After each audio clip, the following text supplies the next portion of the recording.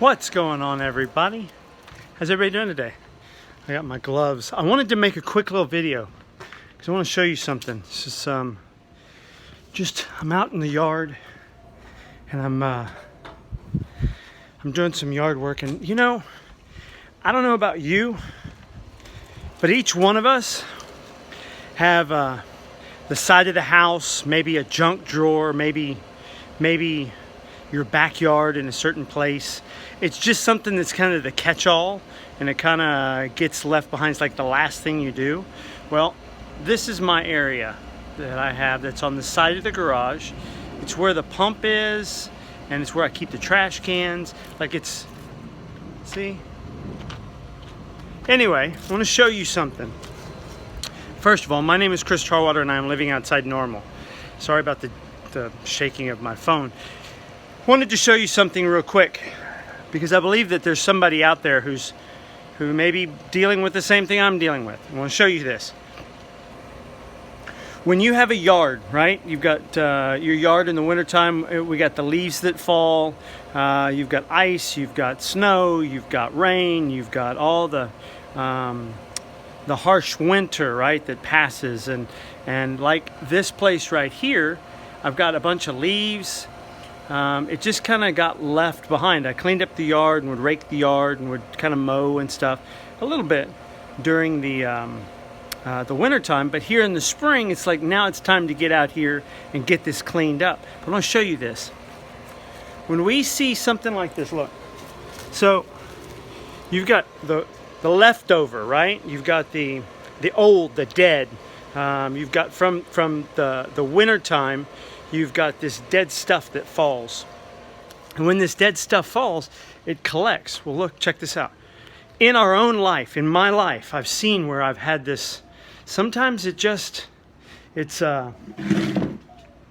whether it's shame or hurt or guilt or past or sin or whatever it might be in my life that I've fallen short. That's collected in parts of, maybe in my heart, maybe in my self-conscious, there's things that that I have maybe done, or maybe places I've gone, something in my past that has collected. Maybe it's an old habit, maybe it's an addiction that you have, and I got something in my face. Look at that, I'm dirty. I just wanted to show you that on the side of the house, because I wanted to point out that the soil that's there, that soil, that dirt, that ground is the perfect place to begin planting new seed. It's perfect. It's ready to receive. It's got full of nutrients. So if you'll get inside of yourself, inside your motive, your intention, your secret place, if you'll allow Jesus to come into that place, he'll begin to plant new seeds of righteousness. And righteousness is our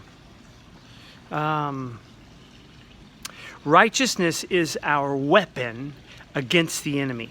Righteousness is our weapon against doubt. Our righteousness means our right standing with God. So when we are in right standing with God, we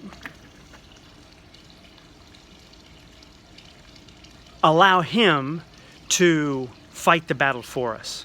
If we allow him to come in and clean us up, our responsibility is to believe him, is to allow him, is to make ourselves vulnerable to him, so that we open up and allow him to come into those places, in where the junk was, right? And we scrape off some of the old stuff, and he plants new seeds of righteousness so that can grow inside of us. It's an amazing thing. But the only way we can allow that to happen, the only way it's going to happen, is if we turn to him and allow God to come into that place and heal us in those areas. If we don't, then we're going to stay right in the same place where we're at right now. It's going to be another springtime, another summertime, another fall, and another winter is going to happen. It's seasons in our life. So I want to encourage you today Maybe you're faced with some old stuff that has come back. Maybe you stepped back into some old relationships. Maybe you stepped into some old habits. Maybe it's time to allow this day, today, be the day that you turn your affections to God. You know, I'm learning, I didn't ask to be born. I didn't ask to be here. I didn't ask to be made the way I'm made. This is just how I am. It's how I'm wired. So some of the personality that I have, that I've struggled with, is made to be, quote unquote, addicted to Christ. Like I had this propensity to do things habitually over and over and over. And I got it all twisted. I got it twisted with the things of this place because I was being run by my mind, my will, my emotions, my senses, the way I saw, the way I spoke, the way I heard. And when I got born again, I started speaking different words. I started believing differently. I started seeing differently. I started hearing differently. Like a baby, like a child, I had to learn things over. So I want to tell you, if I had this conversation the other day and somebody said, what would you want to say to your old self?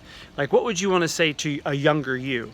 And I can't go back and say to a younger me, but I can talk to you. And so I want to tell you, it's not your fault.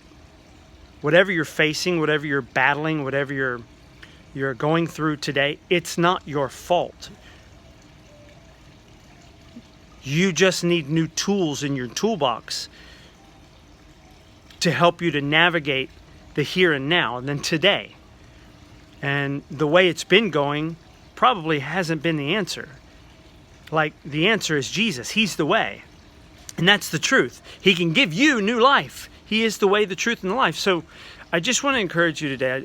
If you're facing some things, if you find yourself in I can remember over my life waking up to a new day and thinking, oh crap, I did it again. Oh crap, I did it again.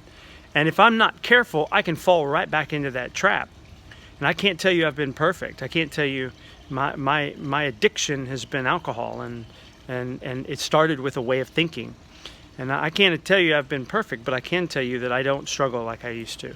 And there's a strength that's coming, and it's all because of Jesus. So I want to encourage you today. I'm not the same man, and I know I'm different.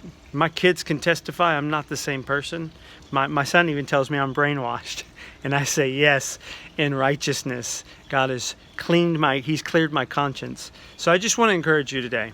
Let today be the day that you realize it wasn't your fault. You're not a mistake. You're loved. You're adored. God's got a plan for your life. Let today be that new day that you step into forgiving yourself and moving on from this place to new life. So, I just want to bless you. May the Lord bless you and keep you. May He make His face to shine upon your face and give you peace. I bless your eyes so you can see. Bless your ears so you can hear God's voice. I bless your mouth so you speak only those good things that He would say over your life. I bless your heart because it's been made new if you know Him. If it doesn't, let Him come in. Clean that up. And I bless your thinking. You've been given the mind of Christ, that you only think the things that He thinks. So anyway, hopefully that helps somebody today. If you know someone who needs this message, give them this message. It's Sunday. We don't have to go to church because we are the church. You guys have a great day. And I'm not against the church. Don't get me wrong. I'm just saying that we have an idea of what church is all about. And church is people. So I love you guys in the name of Jesus. Have a great day. Talk to you soon.